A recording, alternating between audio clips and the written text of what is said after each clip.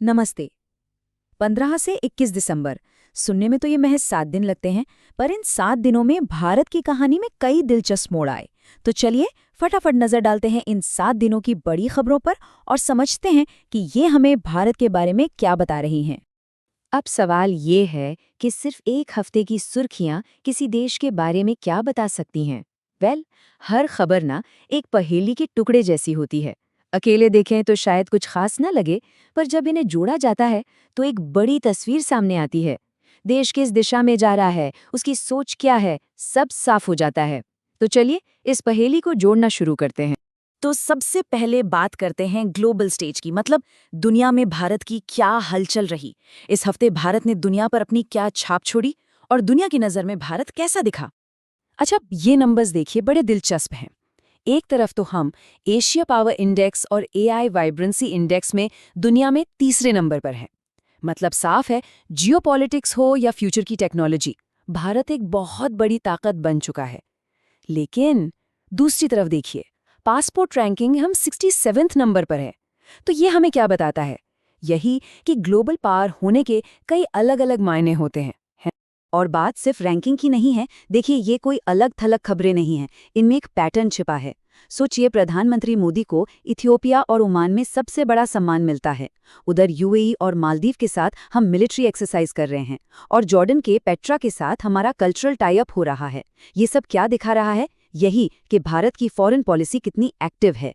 Africa से लेकर middle east तक और अपने पड़ोसियों तक हर जगह रिश्तों को और मजबूत किया जा रहा है। चलिए अब दुनिया से नजर हटाकर देश के अंदर देखते हैं। यहाँ टेक्नोलॉजी और पॉलिसी के मोर्चे पर कुछ बहुत बड़े और कह सकते हैं कि गेम चेंजिंग फैसले हुए हैं। ये देखिए, ध्रुव 64, ये सिर्फ एक चिप का नाम नहीं है बॉस, ये टेक्नोलॉजी में आत्मनिर्भर भारत की जबरदस्त छलांग है। सीडैक ने जो ये प्रोसेसर बनाया है ना, इसने भारत को उन गिने चुने देशों की खास लिस्ट में डाल दिया है जो अपनी खुद की हाई स्पीड चिप बना सकते हैं। ये वाकई में बड़ी बात है।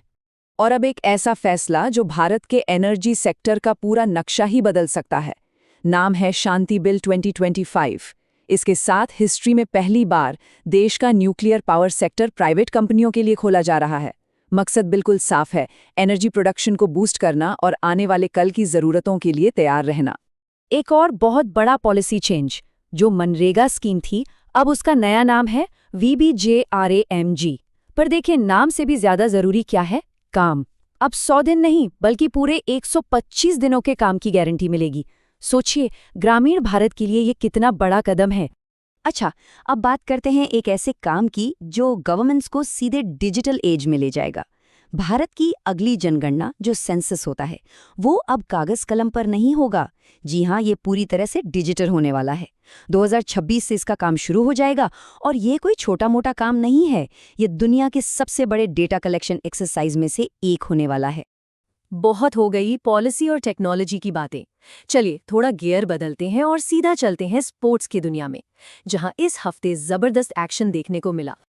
और क्रिकेट में मिला है एक नया चैंपियन। झारखंड ने फाइनल में हरियाणा को हराकर पहली बार सैयद मुश्ताक अली ट्रॉफी जीत ली है। क्या कमाल की जीत है ये डोमेस्टिक क्रिकेट में। और पहली बार का सिलसिला यही नहीं रुका। इंडियन स्क्वॉश टीम ने भी कमाल कर दिया, अपना पहला वर्ल्ड कप टाइटल जीता है। ये जीत दिखाती है कि इंडियन स्पोर्ट्स अब किस लेवल पर पहुंच रहा है। अब बात फुटबॉल की। फीफा अवार्ड्स में एताना बुनमाटी ने लगातार तीसरी बार women's player of the year का अवार्ड जीतकर हैट्रिक लगा दी। ये अपने आप में एक रिकॉर्ड है। और मेंस कैटेगरी में ये अवार्ड गया उस्मान डेम्बेले को। ये 18 करोड़ का आंकड़ा देख रहे हैं? इसके पीछे एक बड़ी मजेदार कहानी है। आईपीएल ऑक्शन में कैमरन ग्रीन के लिए रिकॉर्ड तोड़ बोली तो लगी, लेकिन मजा तब आया जब पता चला कि आईपीएल के नियमों के हिसाब से किसी भी विदेशी खिलाड़ी को 18 करोड़ से ज्यादा मिल ही नहीं सकते। मतलब बोली कितनी भी ऊपर जाए, सैलरी कैप तो 18 करोड़ पर ही है। तो स्पोर्ट्स के बाद आखिर में बात करते हैं भारत की संस्कृति, उसकी विरासत और पर्यावरण से जुड़ी कुछ बहुत ही खास खबरों की। एनवायरनमेंट के लिए तो ये बहुत ही अच्छी खबर है। भारत की रामसर साइट्स की लिस्ट अब और लंबी हो गई है। इसमें 2 नए नाम जुड़े हैं, राजस्थान की सिलीसैट झील और छत्तीसगढ़ का कोपरा जलाशय। और पता है खास बात क्या है? कोपरा जलाशय छत्तीसगढ़ की पहली रामसर साइट है। ये उस राज्य के लिए एक बहुत बड़ी अचीवमेंट है। इस हफ्ते देश के लिए एक दुखद खबर भी रही। हमने महान शिल्पकार रामवंजी सुतार को खो दिया। वही राम सुतार जिनके हाथों ने 182 मीटर ऊंची स्टैच्यू ऑफ यूनिटी को आकार दिया था। दुनिया उन्हें हमेशा इस अद्भुत कलाकृति के लिए याद रखेगी जो भारत के गौरव का प्रतीक है। और जाते जाते कुछ और फटाफट हाइलाइट्स। आंध्र प्रदेश के मशहूर पोंडूरू खादी को जीआई टैग मिल गया है। राष्ट्रपति भवन में हमारे वीर जवानों को समर्पित परम वीर तीर्थ गैलरी खुल गई है और देश का पहला पावर म्यूजियम वो पटना में बनाया जाएगा। तो अगर इस पूरे हफ्ते को समेटें तो क्या दिखता है? यही कि ये हफ्ता दो कहानियों का संगम था।